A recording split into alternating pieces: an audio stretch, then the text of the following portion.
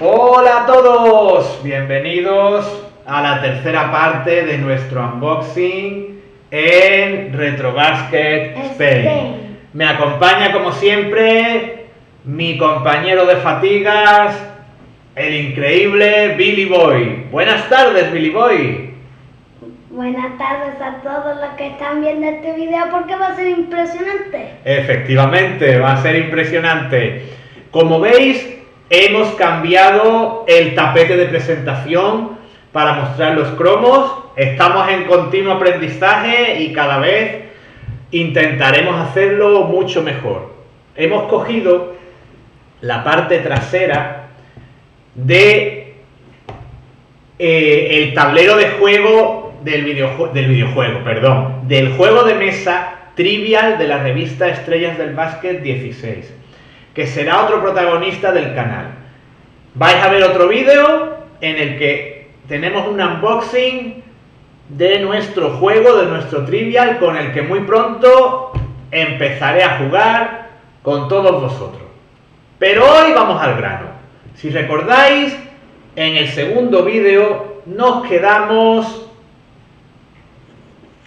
en el número 37, ¿de acuerdo? Nos quedamos en Doug West, jugador de Minnesota. No os preocupéis porque estas 37 primeras cartas, primeras tarjetas, os las mostraremos de nuevo en este nuevo formato para que las veáis mucho mejor, ¿vale? Así que sin más preámbulos, comenzamos desde donde dejamos con el número 38. ¿Qué tendremos en el número 38? Atención, por favor, muéstrala. Ponla en la mesa para que se vea bien. ¿A quién tenemos por ahí, Billy Boy? Peter Chilcutt. Pete Chilcutt. ¿De acuerdo? Pete Chilcutt, de los dos jugadores que aparecen, porque el cromo lleva un poco a la confusión. ¿Quién crees que es de los dos jugadores, Billy Boy? ¿Quién crees que es Pete Chilcutt? ¿El jugador de la parte de arriba o el de la parte de abajo? El de la parte de arriba. Pues no, es el de la parte de abajo, ¿vale? Pete Chilcutt, jugador de raza blanca. Me suena el nombre de la época, pero no recuerdo demasiado de él, así que le vamos a dar la vuelta a nuestra tarjeta para recordar un poco quién era cuando era jugador. Pete Chilcutt, como vemos, jugador de la Universidad de North Carolina, y en su primera temporada, pues, sus promedios, como veis, fueron bastante humildes.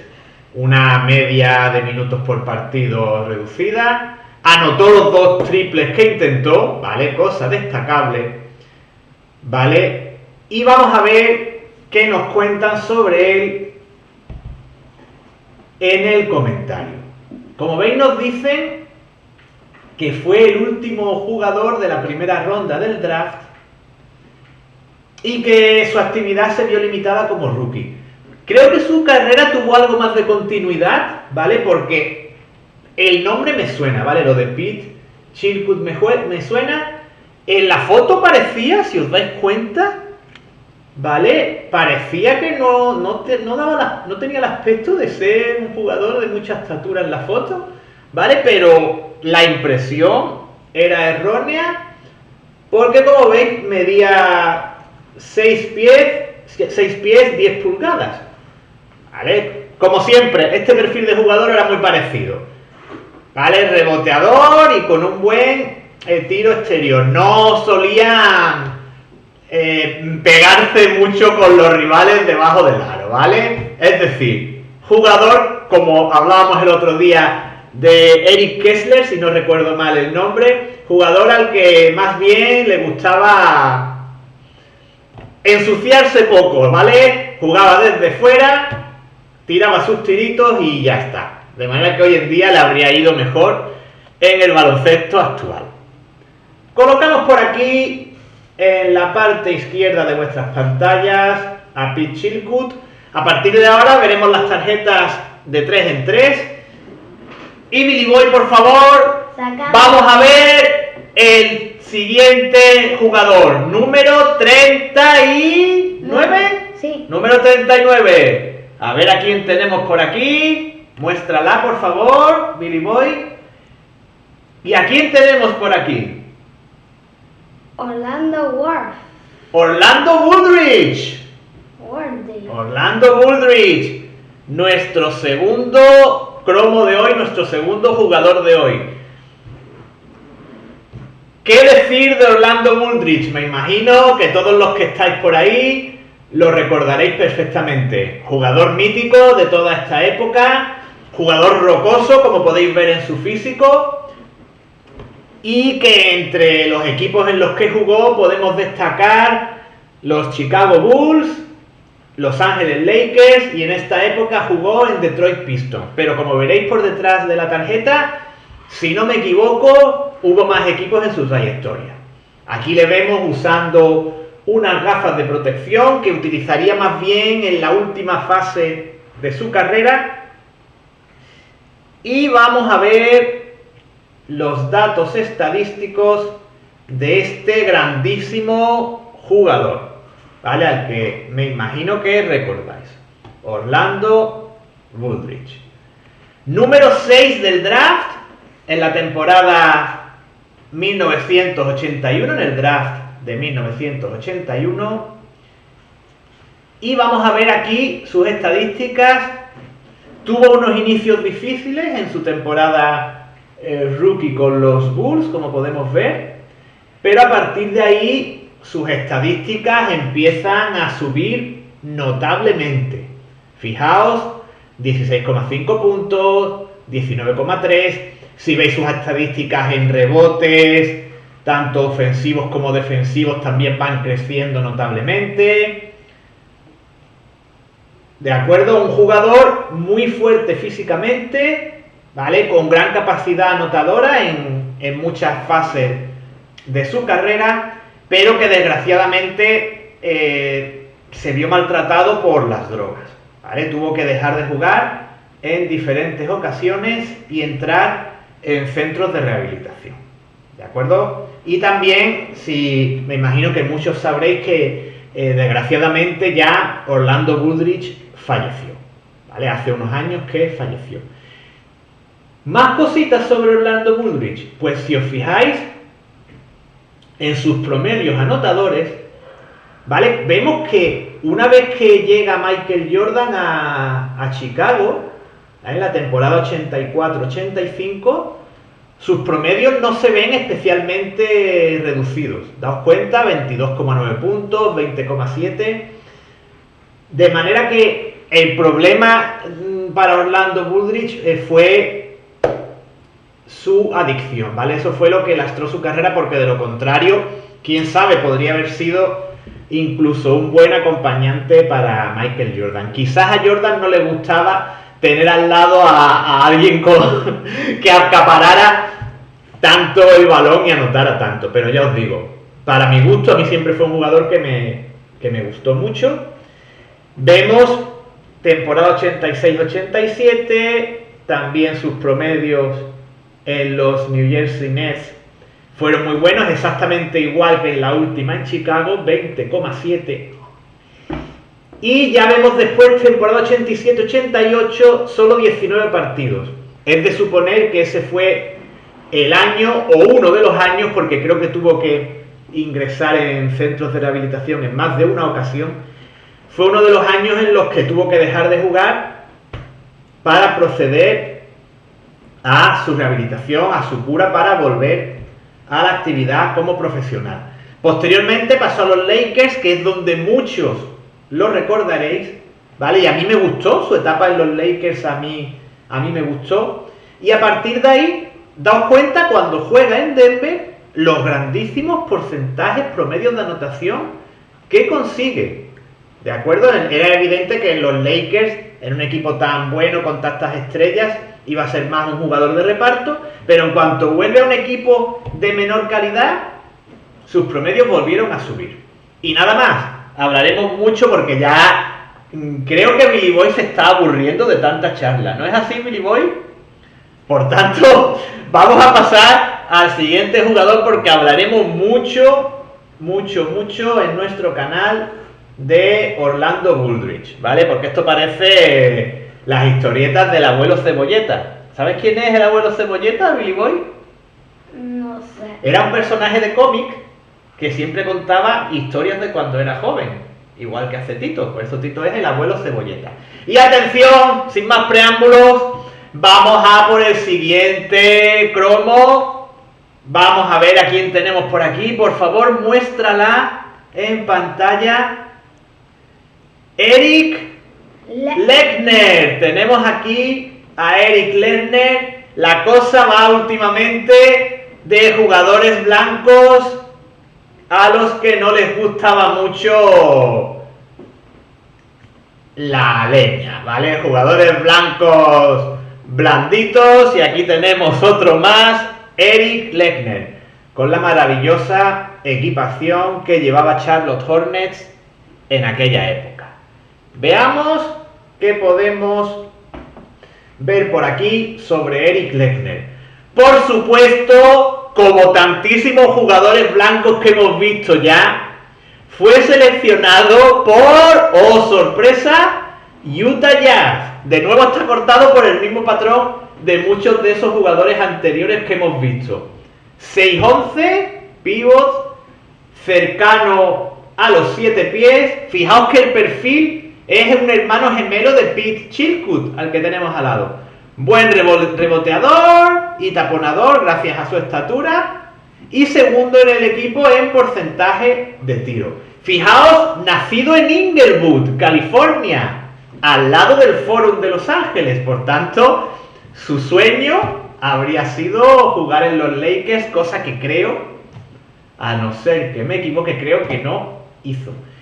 Y si os fijáis, estuvo un par de años en los Jazz, pasó a Sacramento Kings y en este momento formaba parte de los Charlotte Hornets y su carrera estaba estaba estancada. Fijaos que los puntos suben y bajan sin llegar a un nivel excesivamente alto. Pues aquí, como habéis visto, estas han sido nuestras 3 primeras tarjetas.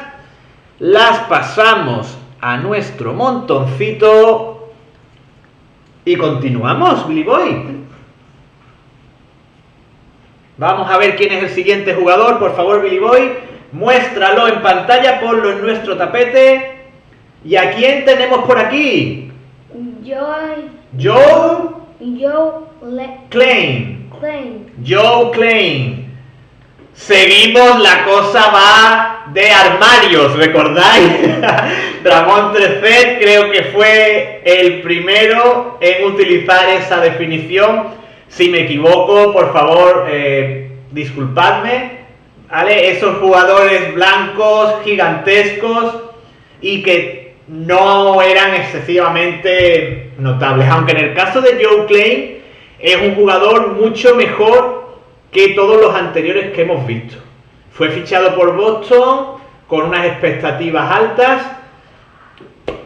y es un jugador de más nivel que los que hemos visto anteriormente. También se fajaba más, ¿vale? En la zona, jugador más agresivo, más físico, más fuerte, y que me imagino que os sonará más que estos que han salido anteriormente. Vamos a ver qué podemos comentar sobre Joe Klein. Fijaos que está cortado realmente por el mismo patrón que estos jugadores anteriores, pero con unos promedios anotadores y reboteadores superiores a los que mostraban los antecesores, ¿vale? Los jugadores que hemos visto antes y en días anteriores. Volvemos a tener un jugador de 6'11", cercano a los 7 pies, a los 2'13", probablemente 2'9", 2'10", cosas así. Con los pies siempre había ahí un punto que para llegar a la exactitud en centímetros no era tan fácil, ¿vale? Porque casi siempre nos decían 7 pies, 2'13", y había jugadores que no estaban exactamente en esos 2'13".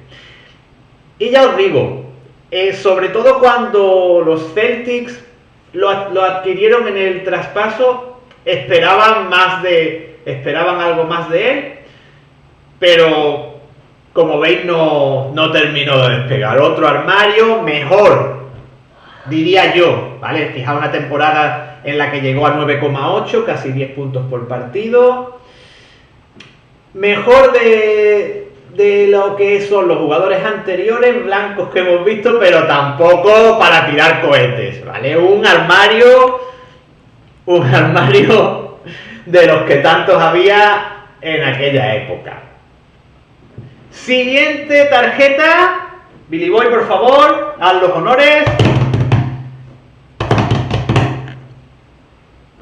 Y proseguimos con otro jugador blanco, pero en este caso se trata de un base, Scott Skiles.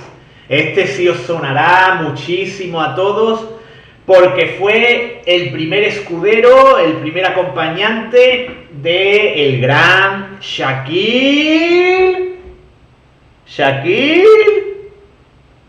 Billy Boy no me acompaña. Shaquille O'Neal. Yo creía que me iba a acompañar Billy Boy, pero no le sonaba ahora mismo Shaquille O'Neal. Conseguiremos que le suene aquí en Retrobasket Spain. Y Scott Skiles, vais a ver en la parte trasera de la tarjeta, sus inicios no son muy buenos, y de hecho en esta tarjeta no sé si vamos a ver ya el año en el que fue nombrado, creo, si no recuerdo mal, jugador de mayor progresión, o la tarjeta es anterior a ese momento. Explotó, ¿vale? Tuvo un momento de explosión en el que sus estadísticas mejoraron, se hizo más conocido, pero no sé si la tarjeta nos muestra ese momento o el momento anterior. Sí, aquí tenemos a Scott Skiles, jugador de Michigan State, Universidad de Michigan State, como Magic Johnson, seleccionado por Milwaukee Bucks, primera ronda de 1986, número 22, y fue adquirido por los Orlando Magic en el draft de expansión. Si recordáis, las nuevas franquicias adquirían a sus primeros jugadores mediante el draft de expansión. Los equipos tenían que renunciar a algunos jugadores y con los jugadores a los que otros equipos renunciaban, creaban sus propias plantillas. Coméntame, Billy Boy. ¿Por qué el que está ahí está todo rojo? ¿Todo rojo? Pues me imagino que será un efecto provocado por el color de lo que está detrás. Porque fíjate que por aquí no está tan rojo. La foto, sí, está muy roja la foto. Fíjate, mírala. A lo mejor se había tomado rayos uva para ponerse morenito y había salido la cosa regular. Y fijaos que en ese momento ostentaba el récord de más asistencias en un partido, con 30 frente a Denver en 1990. Vale, una cifra realmente espectacular. Y ya os digo, jugador que creo que después también hizo las labores de entrenador, si no recuerdo mal, tras retirarse, pero ahora mismo no sigo la NBA, no sé si sigue como entrenador o se dedica a otros menesteres. Pero ya os digo, jugador que seguro que recordáis y que tenía ese fabuloso récord, que no sé si sigue vigente, de 30 asistencias en un partido. Continuamos. Siguiente jugador de nuestro unboxing. ¿A quién tenemos por ahí? Por favor, dinos su nombre. Gerard Mustafa. Gerard, vamos a apartar un momentito a los otros dos jugadores para darle el protagonismo que merece a Gerard Mustafa, jugador de Phoenix Suns. Si recordáis, fue fichado por el Barcelona años después de esta foto. Y creo que volvemos a la línea de jugador del que se esperaba más, eterna promesa, por así llamarlo, jugador del que se esperaba más de lo que finalmente ofreció a lo largo de su carrera. No tengo un recuerdo de que su trayectoria aquí en España fuera muy llamativa, ¿vale? Tampoco, me imagino que no lo haría muy mal, no tengo el recuerdo ahora mismo muy fresco. Pero ya os digo, jugador del que se esperaba más, sobre todo en la NBA. Aquí tenemos los comentarios que nos hacen sobre Jerod Mustaf. Fue un número 17, ¿vale? A la pivot. Y comentaros que fijaos lo que nos dice en el comentario. Nos habla de que esta es su verdadera temporada rookie, es decir, sus 2 primeros años no fueron gran cosa. Y esperan que muestre lo que os he dicho de Eterna por mes, ¿sabes? Esperaban que mostrara su enorme potencial, habilidades de pase para su tamaño, etcétera, y se podía convertir en un jugador de impacto como power forward, como a la pivot, pero finalmente no llegó a alcanzar unas grandes cotas en su carrera. Pues nada, estos han sido los 3 siguientes jugadores de esta tanda de cromos. Scott Skiles, Joe Klein y Jerod Mustaf. Pasamos a los 3 jugadores siguientes. Por favor, Billy Boy, ¿a quién tenemos por ahí? Creo que esta os va a gustar mucho. Sube mucho el nivel con la morralla que llevamos hasta ahora. Mucho armario, mucho blanquito. ¿Qué tenemos por ahí, por favor, Billy Boy? John Stark. ¡Qué maravilla de pronunciación! John Starks. Grandísimo jugador de los New York Knicks de la época. Escolta. Base escolta. Y que recordaréis de esos duelos entre Chicago Bulls y New York Knicks de primeros años de los 90 especialmente, y formaba parte de esos New York Knicks tan duros, tan agresivos en el juego, dirigidos entre otros por Pat Riley, y que todos recordamos. John Starks, vais a ver en la parte de detrás, si no recuerdo mal, que tuvo unos inicios difíciles. En sus años más jóvenes deambulaba por CBA, incluso creo que por Playgrounds. Y al final pues lo descubrieron, dio el salto a la NBA y se convirtió en un jugador estelar, como todos recordamos, muy espectacular, hacía unos mates realmente llamativos, también tenía un buen tiro exterior, buen defensor, ya os digo, jugador muy relevante de la época. Vamos a ver por detrás qué nos dice la tarjeta. Fijaos que no fue drafteado. No fue drafteado. También fijaos en que sus inicios se dan en la temporada 88-89 en los Warriors, ¿vale? Donde juega tan solo 36 partidos. Me imagino que fue visto por algún ojeador mientras estaba en la CBA. Y es a partir de la temporada 90-91, donde ya andaba por los 25, 26 años, cuando da el salto a la NBA en un primer año en los Knicks, que no está mal, ¿vale? No está mal para un jugador al que todavía no había tenido oportunidades.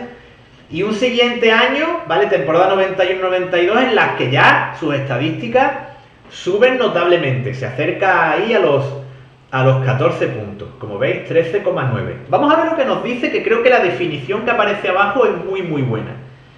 Nos habla de un anotador explosivo, mejor jugador de triples de los Knicks, defensor incansable, entre los mejores sextos hombres. Fijaos, no era titular, pero es un jugador muy relevante en los Knicks y al que todos recordamos. Campeón del concurso de mates de la CBA. ¿Vale? Es muy interesante. Y fijaos también que nos dice que puede que sea en aquella época, y no sé si habrá habido muchos que lo mejoren, mejor jugador de la NBA no drafteado. Era un detalle que siempre destacaba mucho de John Starks, que se le había tenido que currar muchísimo para llegar hasta la NBA. Lo dejamos por aquí. Vale, lo dejamos por aquí a John Starks. Y por favor, Billy Boy, que Billy Boy se ha puesto sus gafas de sol para estar acorde con nuestro espectáculo, Billy Boy? ¿Te has puesto tus gafas de sol magníficas? Exacto. Pues nada, con tus gafas de sol colocadas, vamos a ver nuestro siguiente jugador. A ver con quién nos encontramos por aquí. Dinos quién es.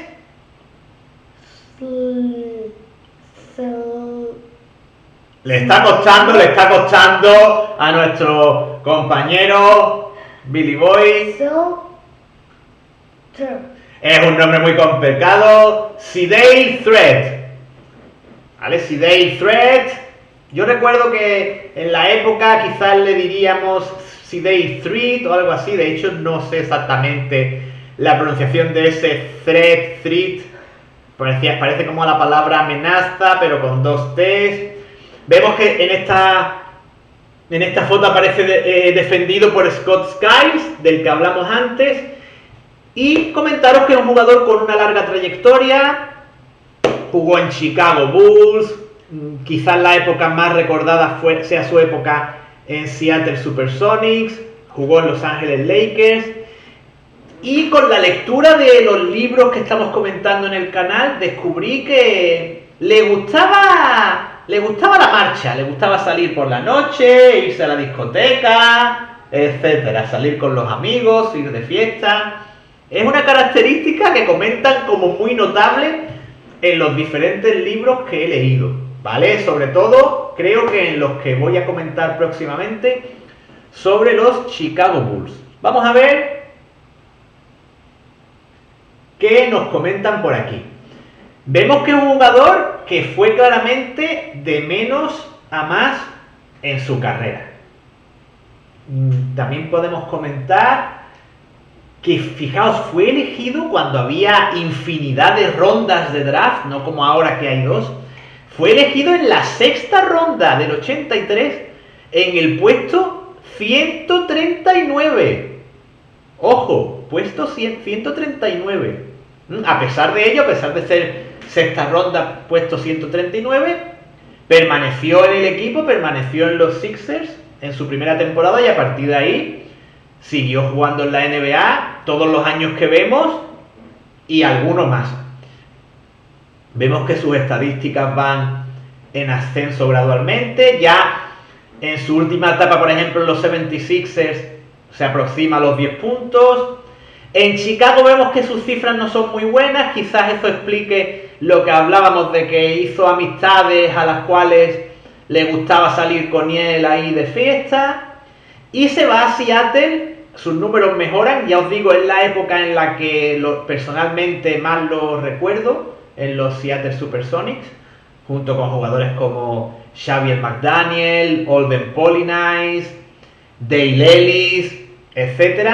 Y vemos después que se marcha a Los Ángeles Lakers y ese 15,1 de promedio hay que tener en cuenta que lo consigue en un equipo en declive, en un equipo que había perdido a Magic Johnson, en el que Divac está lesionado, en el resto de las estrellas de antaño estaban en declive. No obstante, siguen siendo 15,1 y es el momento álgido de su carrera, como veis, tanto en minutos jugados como en el resto de cifras. Continuamos y a ver con quién culminamos esta tripleta de jugadores de esta tanda. Atención, Billy Boy, por favor. Muestra en pantalla a qué jugador tenemos por aquí. Por favor, dinos. Doug Smith. Doug Smith. Doug Smith, de los Dallas Mavericks. Jugador interior, pivot, ala pivot, perfil bajo, no llegó a gran cosa. Le pilló en una época realmente baja de los Mavericks, cuando ya se habían ido marchando todas esas estrellas que el equipo tuvo en la segunda mitad, sobre todo de los 80. Lo vemos aquí defendido por Mike Brown, de los Utah Jazz. Y vamos a ver estadísticamente qué tenemos por aquí de Doug Smith. Vale, vemos las estadísticas de su temporada rookie, en la que consigue 8,8 puntos. Vale, de nuevo tenemos aquí a un ala pivot. Y vamos a pasar sin más preámbulo al siguiente jugador, porque Doug Smith en principio no da mucho más de sí. Estos han sido los 3 jugadores de esta ronda, de esta tanda: John Starks, C.J. Threat o C.J. Threat, Doug Smith. ¿De acuerdo, Billy Boy? ¿Continuamos? Pues continuamos con otra tanda, aunque antes vamos a preguntarle a Billy Boy: ¿quieres hacer muchas tandas más o quieres que esta sea la última? Dinos, Billy Boy. Depende de ti. De Billy Boy depende la duración, como siempre, de este unboxing. Dinos, Billy Boy. A ver, yo haría 4 más. 4 tandas más. Señoras y señores, démosle las gracias a Billy Boy porque quiere hacer 4 tandas más. Nada más y nada menos. 12 jugadores más vamos a ver por aquí. Por favor, Billy Boy, haz los honores. Vale. A ver, ¿a quién tenemos por ahí? Dinos, Billy Boy. Brown Scott. Byron Scott. Probablemente el mejor jugador de los que nos ha salido en el día de hoy. El escolta de aquellos Lakers que todos recordamos, compuestos por el quinteto que todos tenéis en mente, con Magic Johnson como base, Byron Scott como escolta, James Worthy en el puesto de alero, AC Green en el puesto de ala pivot y Kareem Abdul-Jabbar en el puesto de pivot. Aquí ya tenemos a unos Lakers en decadencia en el primer año de cuesta abajo, aunque en esta temporada llegaron a playoffs y todo, ¿vale? No fue una temporada tan mala como se podía esperar después de ese gran declive. Creo recordar que llegaron a playoffs. Ya empiezo a dudar si fue esa temporada o la siguiente. Lo vemos aquí ante San Antonio Spurs, encestando una bandeja frente a Terry Cummings. Ya os digo que ya me he quedado en duda con si esa temporada llegaron Lakers a playoffs o no lo hicieron. Vemos aquí las estadísticas y sí, vemos aquí, ¿vale?, las estadísticas de playoffs de Byron Scott. Lo vemos con un peinado más cuadradete del que tuvo en la época, digamos, más conocida, más recordada de los Lakers. Tiene ahí el pelo más cuadradete a lo Will Smith, ¿de acuerdo?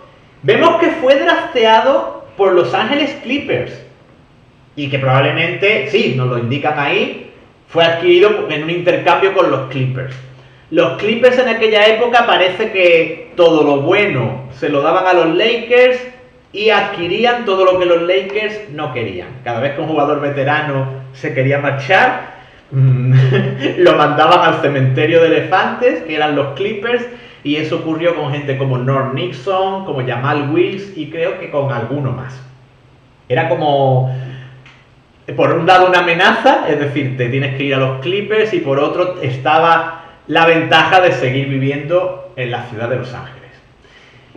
¿Qué podemos decir de Byron Scott? Las estadísticas nos lo van a decir todo, ¿vale? Sus puntuaciones, sus promedios de puntos son muy buenos. Alcanza su tope en una época muy buena del equipo, lo cual tiene más mérito aún, porque tenía que compartir puntos con el resto de estrellas del equipo. Es decir, cuando consigue su máximo, sus 21,7 puntos, tenemos al mejor Magic, o uno de los mejores Magic, el mejor Worthy, sin duda, aún todavía activo Kareem Abdul-Jabbar en su penúltima temporada, y aún así, fijaos los puntos que consigue.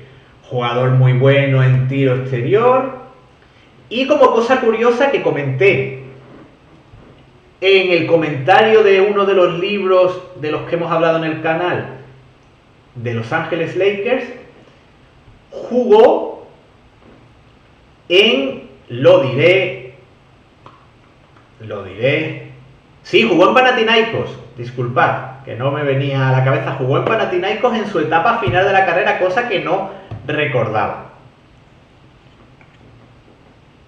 Y lo dejamos por aquí, una foto muy chula, la voy a poner un poquito más cerca porque como el plano es algo lejano, a ver si se puede ver. Vale, la foto está muy bien.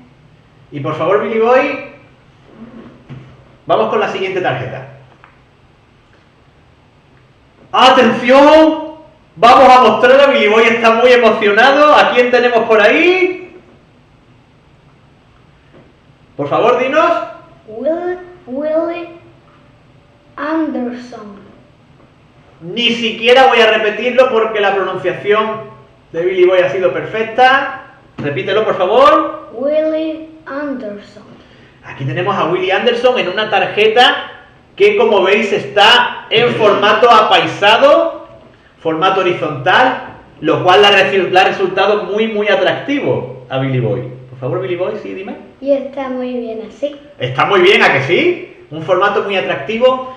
Lo vemos defendido en esta foto por Dan Mayerly y se trataba de un jugador muy relevante en los San Antonio Spurs de aquella época, ¿vale? Junto con gente como Sean Elliott, David Robinson y demás.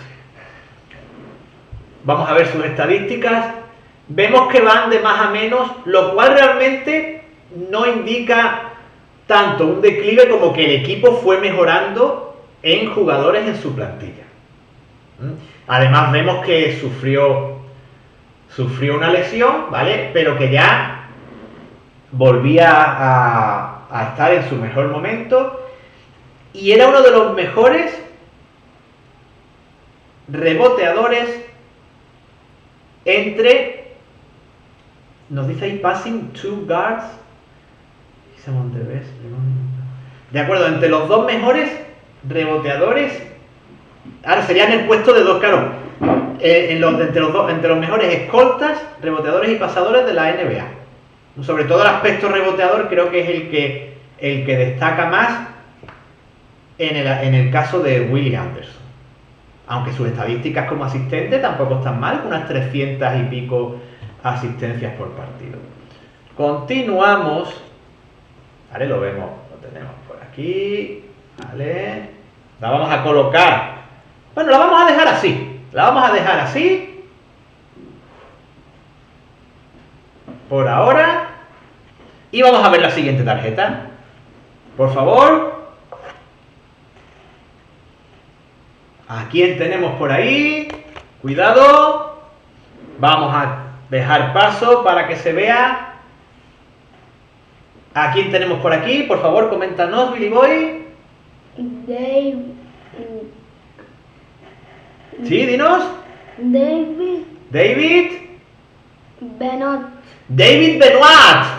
Vale, tenemos aquí a David Benoit, jugador de Utah Jazz, y que, como ya comenté en otro de los cromos que vimos en los que aparecía defendiendo a otro jugador, alero que jugó también en ACB con un rendimiento muy bueno y que después de ACB fue cuando tuvo esta experiencia en Utah y se asentó como jugador NBA. Vamos a verlo por aquí. Y precisamente nos lo cuenta en el comentario de la tarjeta. ¿Vale? Nos comenta que es un jugador aún aprendiendo en la NBA. Y vemos que su viaje a lo largo de su carrera lo ha llevado desde Alabama a una prueba con los Lakers a España. De nuevo, jugador no drafteado, por tanto, tuvo que hacer un gran esfuerzo para conseguir, previo paso por Europa, llegar a jugar en la NBA. ¿Vale? Lo tenemos por aquí, David Benoit. Y por favor, vamos a sacar el jugador con el que terminamos esta tanda. A ver quién tenemos por aquí. Alerta de jugador blanco, de paquetón blanco. ¿A quién tenemos por ahí? Scott Hastings. Scott Hastings. Tenemos por aquí a Scott Hastings pugnando con AC Green por un rebote. De nuevo, volvemos a los jugadores del perfil que han ido apareciendo antes. Vale, jugador blanco, jugador duro, ¿vale? Más duro diría yo que todos los anteriores. Y creo que también con algo peor tiro que los jugadores que nos han aparecido anteriormente. Mejor defensor también. Creo que eso era lo que hacía un jugador más valorado. Ahora vamos a ver qué nos comentan y si estoy en lo cierto o no. Y lo recuerdo, creo que en Detroit Pistons, que no sé si fue después de Denver, por lo tanto en ese caso no aparecería su paso por Detroit en las estadísticas de detrás. Y creo que también jugó en Atlanta. Vamos a ver lo que vemos por detrás.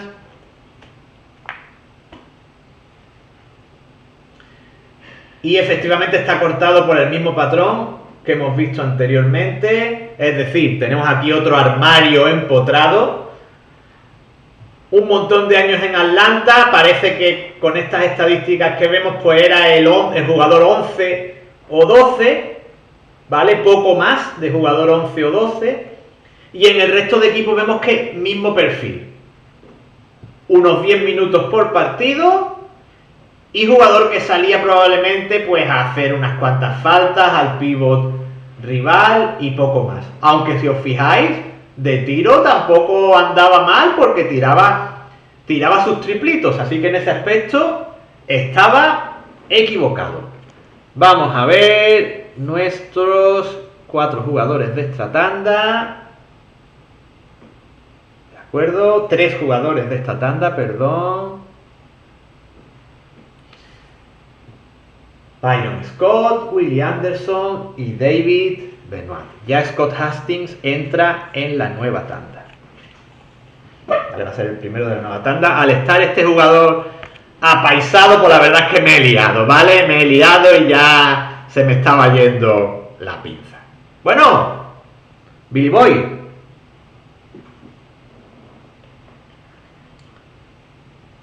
Creemos que hay un inconveniente y que Billy Boy quiere terminar. ¿Es así, Billy Boy?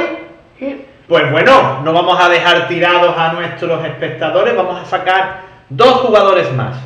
Vale. ¿Vale, Billy Boy? Y ya con estos 2 jugadores terminamos. Siempre la duración va a depender de las ganas de nuestro maestro de ceremonias, de nuestro Billy Boy. Muestra la tarjeta. ¿A quién tenemos por aquí? Terry Porter. Terry Porter, gran tarjeta, uno de los mejores jugadores que nos ha aparecido hoy. Terry Porter, qué decir, base de los Trailblazers, ¿vale? Jugador muy conocido, muy recordado, componente del quinteto de los Blazers que jugó las finales frente a los Chicago Bulls, ¿vale? Un equipo muy bueno, aunque después le han dado una fama, y en aquella época creo que tenía una fama como de equipo un poco, llamémoslo, poco inteligente. Es lo que veo registrado en los libros que he ido leyendo últimamente y demás. Yo no tenía ese recuerdo, lo recordaba como un equipo muy competitivo y que siempre llegaba lejos en playoffs, ¿vale? Como el equipo que pugnaba un poco con los Lakers en la división Pacífico y también en la conferencia Oeste, pero bueno. Parece que el recuerdo que yo tenía aquí en Europa y el que después, la impresión que había sobre el equipo en la NBA era diferente. Fijaos en las estadísticas: Universidad de Wisconsin, número 24 del draft. Como casi todos los jugadores que pasaban por los Blazers, su temporada rookie fue dura y a partir de ahí su rendimiento fue subiendo notablemente y vemos que en este momento estaba en el punto álgido de su carrera con 18,1 puntos por partido. Líder en tiro de 3 puntos del equipo y también vemos que su buen pase y defensa como que no estaban infravalorados por lo que nos comentan por aquí. Ya os digo, grandísimo jugador. Posteriormente en su carrera, recuerdo que estuvo si no recuerdo mal, en Minnesota, y que ahí fue como el maestro del base que tenían en aquella época, que se me ha ido ahora el nombre, ¿vale? El que competía con Iverson, ahí se me ha ido ahora el nombre, señores. Me va a pasar la edad, ¿vale? Me va a pasar de vez en cuando. Stephen Marbury. Sí, de Stephen Marbury.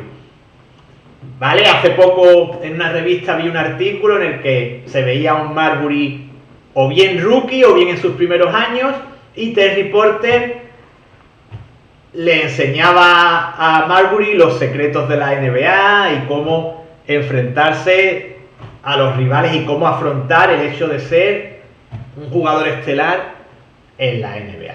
Hablaremos mucho de Terry Porter y de los Blazers en nuestro canal. Y terminamos la tarjeta con la que terminamos hoy. Atención, Billy Boy, por favor.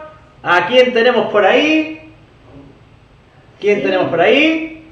Sidney Green. Sidney Green. Vale, vamos a darle su sitio a Sidney Green. ¿De acuerdo? Vamos a darle su sitio. Aquí tenemos a Sidney Green.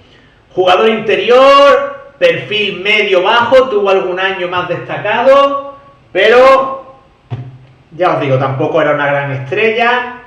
Creo que sí fue una buena selección de draft, ahora lo vamos a ver. Y ya os digo, alternó años mejores con años peores, estuvo entre otros equipos en Chicago Bulls. Y vamos a ver sus estadísticas, y como veis, fue seleccionado por Chicago Bulls. Universidad de Nevada Las Vegas, tiene todo el perfil de ese jugador fuerte, físico, que gustaba en esa Universidad de Nevada Las Vegas. Y vemos, si os dais cuenta, eso, la alternancia entre temporadas algo mejores y peores, pero sin terminar de asentarse y de convertirse en un jugador que correspondiera a ese número 5 del draft, ¿vale? Ni mucho menos llegó a las expectativas que se podían tener de él. Y con estos tres jugadores, Scott Hastings, Terry Porter y Sidney Green, terminamos por hoy. Y nos vamos a despedir, ¿vale? Se van a despedir de vosotros tanto Billy Boy como Bubba George, su acompañante, que hoy no nos ha tenido que interrumpir, lo cual es de agradecer. Por favor, despedíos de todos los espectadores de Retrobasket Spain. Adiós, hasta pronto, hasta el próximo vídeo. Espero que os haya gustado.